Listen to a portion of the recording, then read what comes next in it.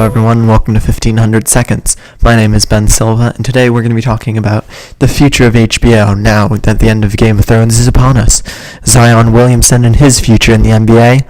It's our weekly tech roundup, and a special report on how PlayStation can become the dominant console. For the past 8 seasons, Game of Thrones has been one of the most popular and talked about shows on television.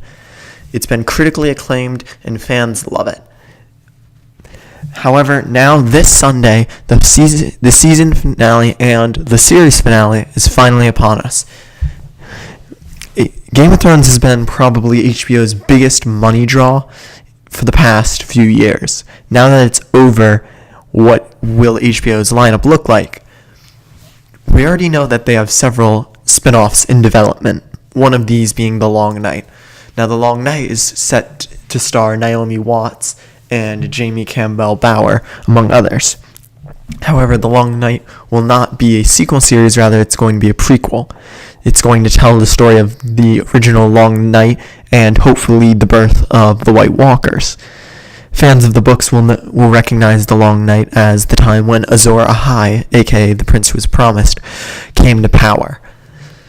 So the question on the table is, can The Long Night continue on the legacy of Game of Thrones? Now, Game of Thrones is a special show. I don't think anyone is disputing that. The question is, can The Long Night be that sort of show?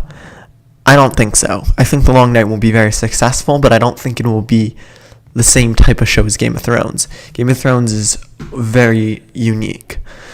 I think The Long Night seems to have an interesting premise, but at the moment we don't have enough details, and while it could eventually evolve to be a Game of Thrones-like property, it definitely won't fulfill the desires of die-hard fans at the outset.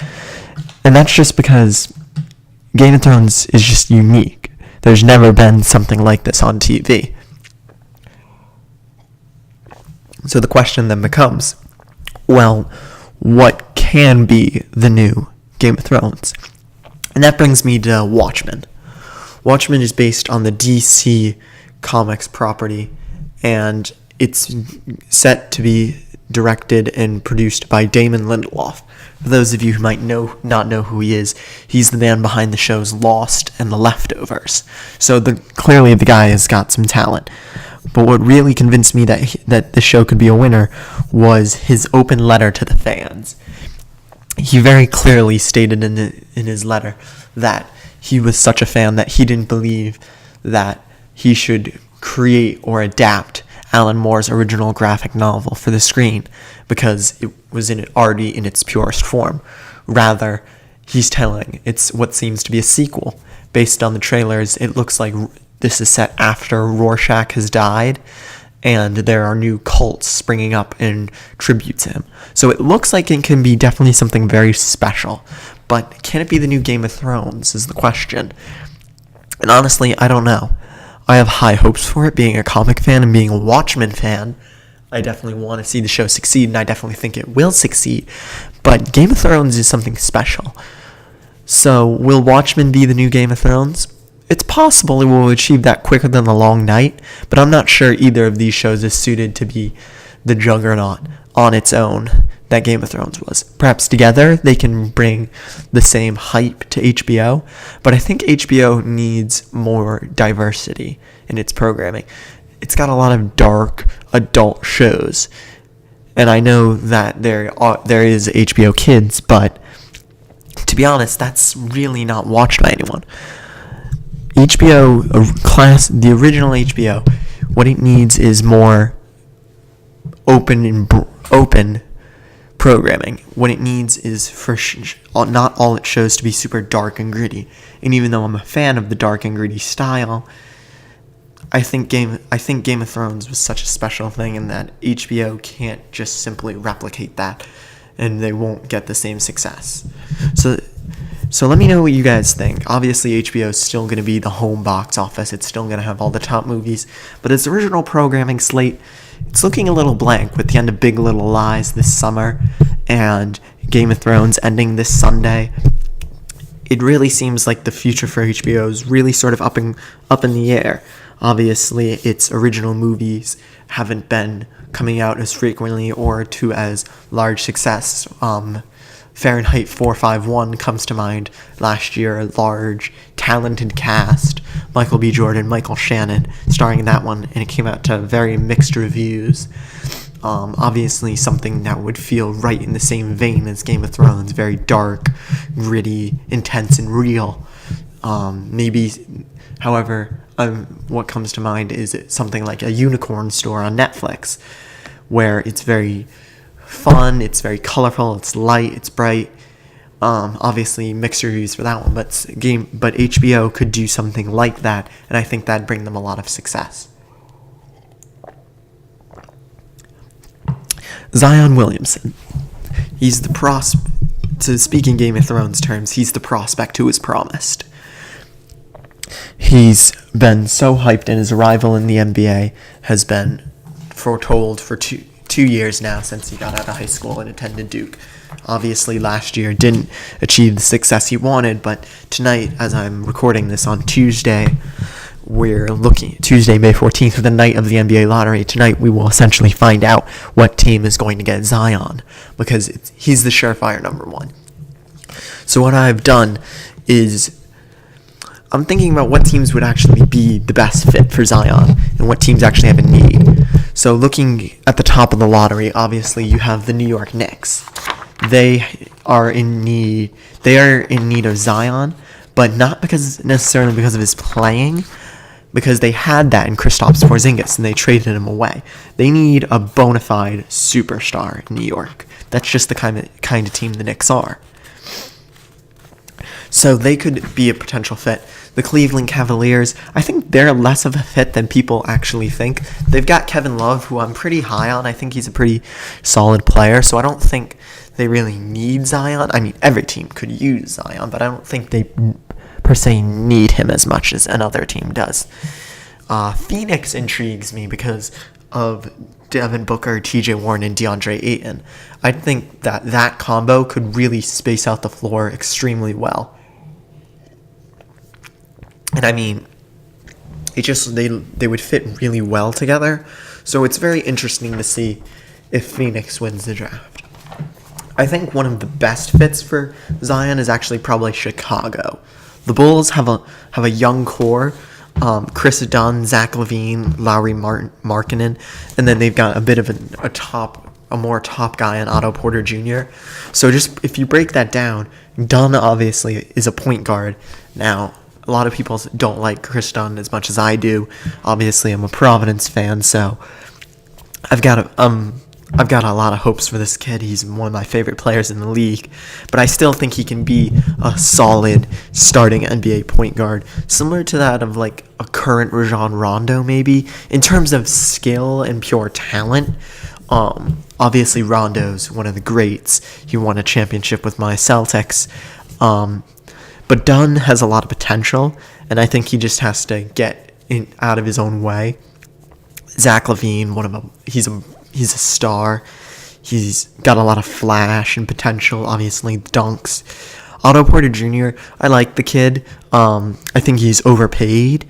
I think Washington overpaid to keep him, and then they had to trade him. But, I mean, I don't mind him. He's not bad.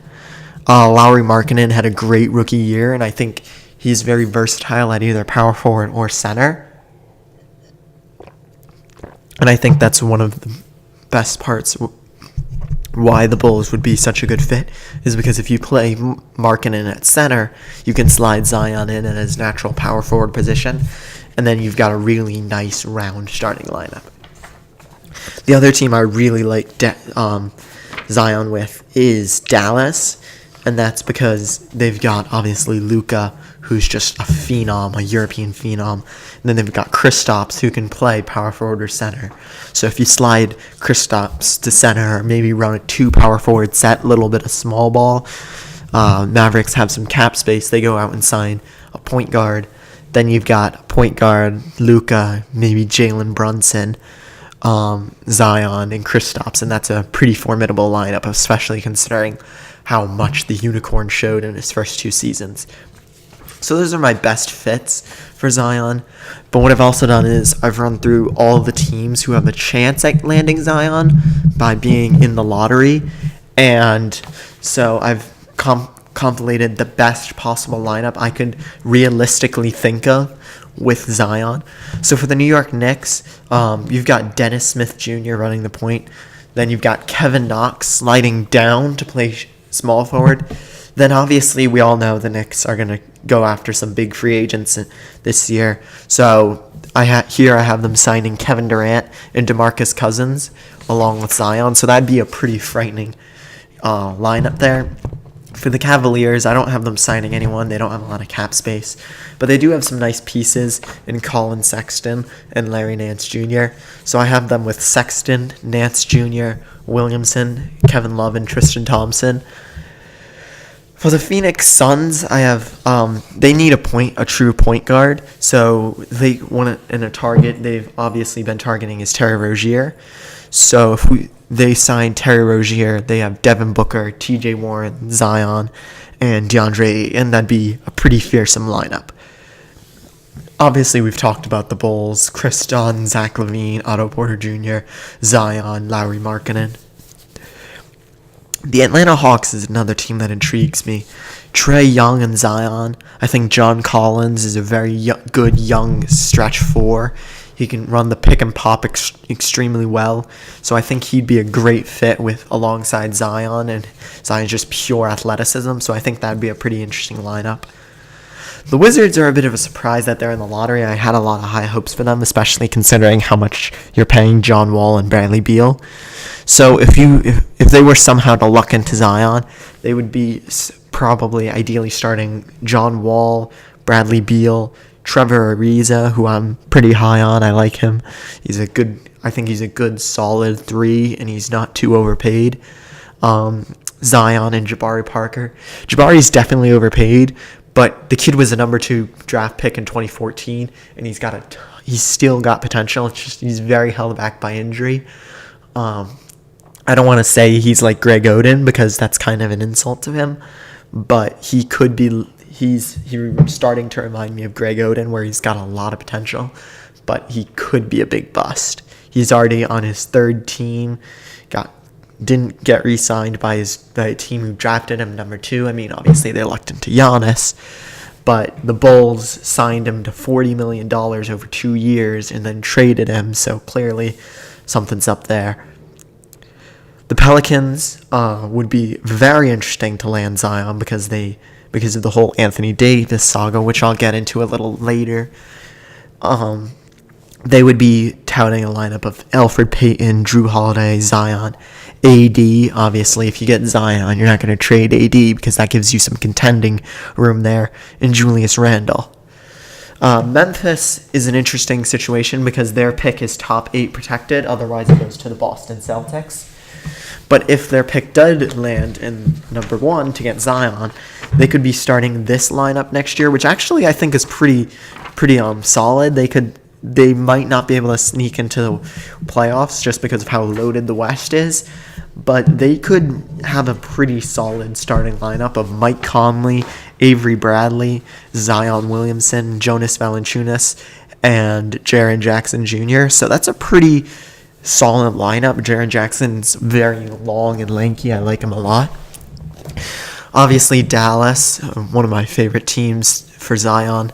I think if they went out and used some of that cap space on a point guard like Kemba Walker, that would give them a lineup of Kemba, Luka, Jalen Brunson, Zion, and Kristaps. And I think that's a team that maybe not contends with the Warriors, but definitely could get to the second round, depending on who they're playing. I mean, the West is so loaded, it's really hard to tell. Minnesota Timberwolves, they could go a couple ways with this. They could have Jeff Teague, Andrew Wiggins. They could also have Robert Covington or Dario Saric. I like them both sort of equally, so it's really based on who they're playing at that night, and obviously Zion and Kat, that'd be pretty fearsome. The Los Angeles Lakers are a team that everybody hopes does not get Zion unless you're a Lakers fan. If the Lakers got Zion, there is a path for them to be one of the scariest teams in all of the league. And obviously they've got a max slot this year in free agency. They're going to target a big guy, big name. They've already got LeBron. What I project the Lakers to do if they get Zion is to trade Lonzo Ball, Kyle Kuzma, Brandon Ingram, Josh Hart, and Mo Wagner in 2 first-round picks. Only 2, it's a little low, but you're getting a lot of talent, to the Pelicans for Anthony Davis. That gives LeBron another star alongside Zion.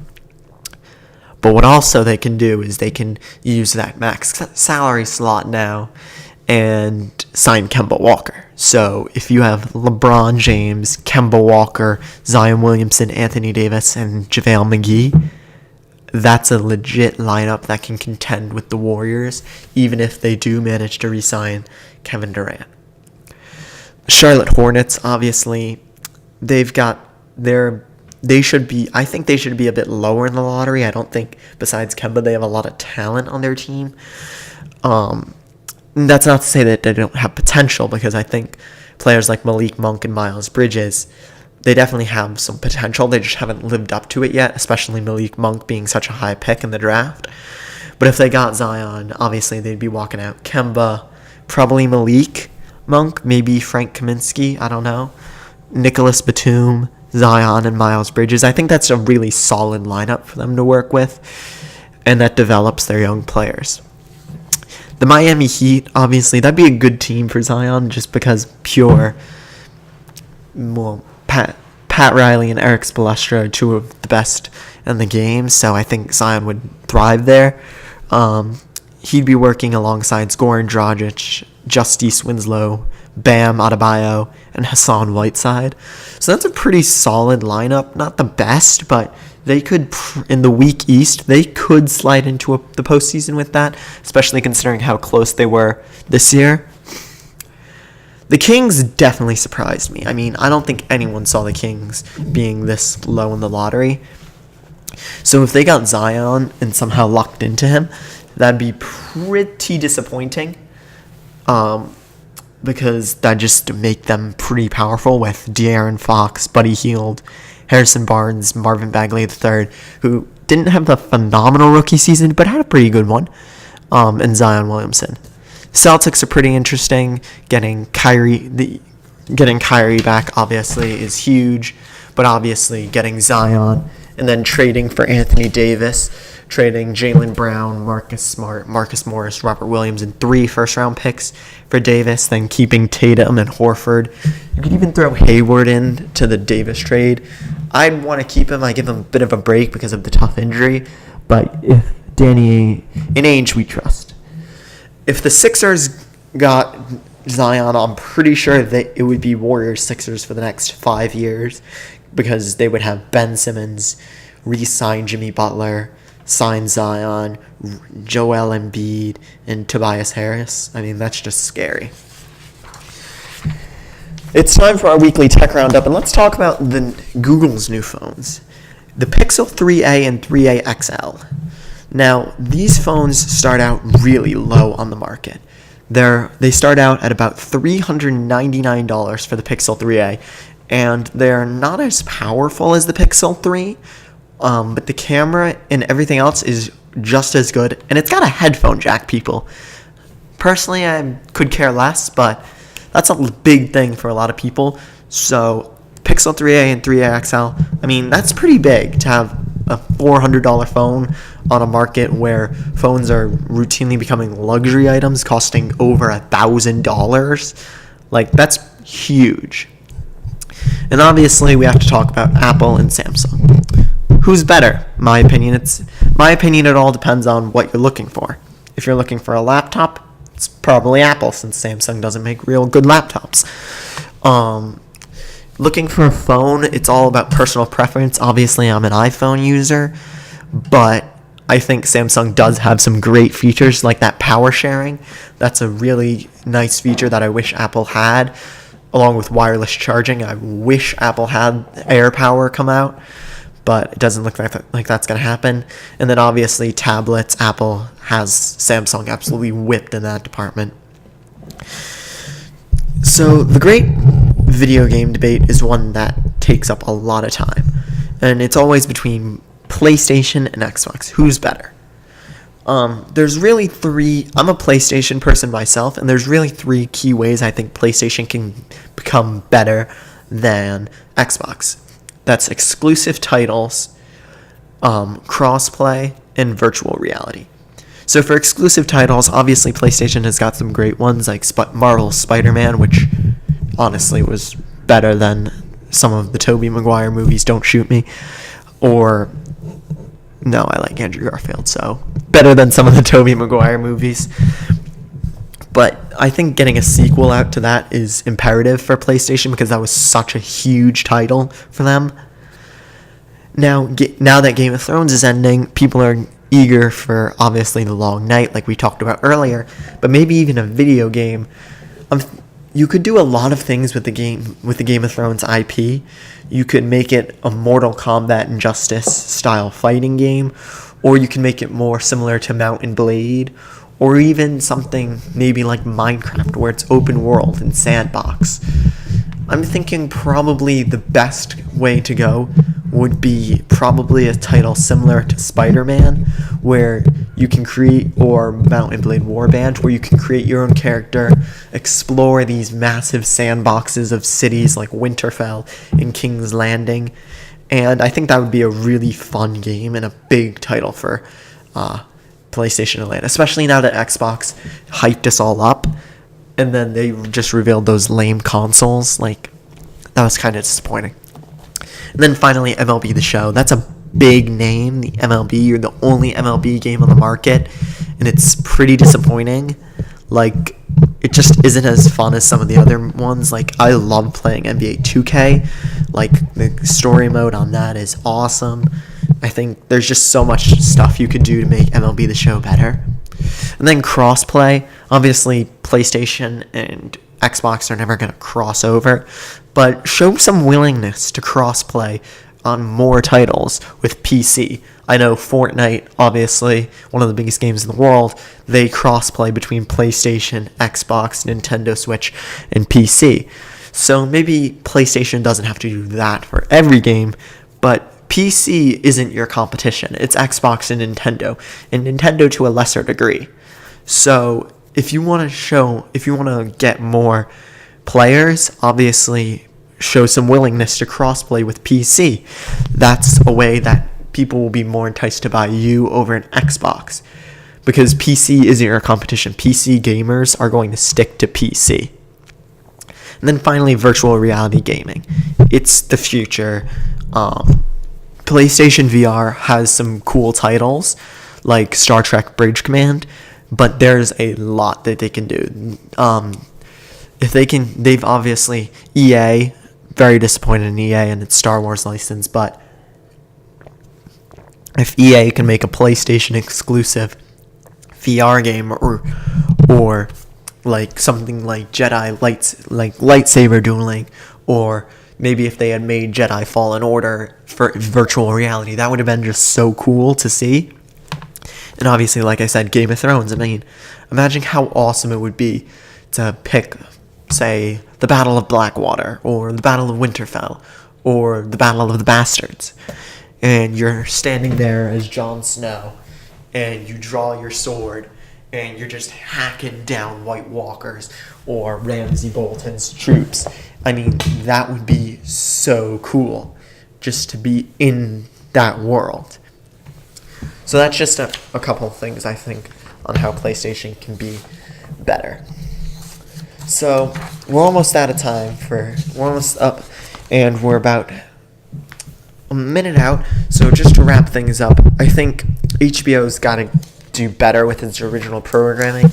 I think combined, The Long Night and Watchmen can be the new Game of Thrones, but not individually. I think Zion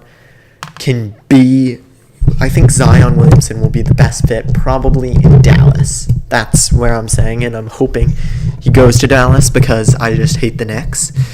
Pixel 3a, a lot of bang for your buck. That is a fantastic phone. Can't wait to test it out. Apple over Samsung, PlayStation, exclusive titles, some crossplay, and virtual reality. You've been listening to 1500 Seconds. I'm Ben Silva. It's been 25 minutes. See you later.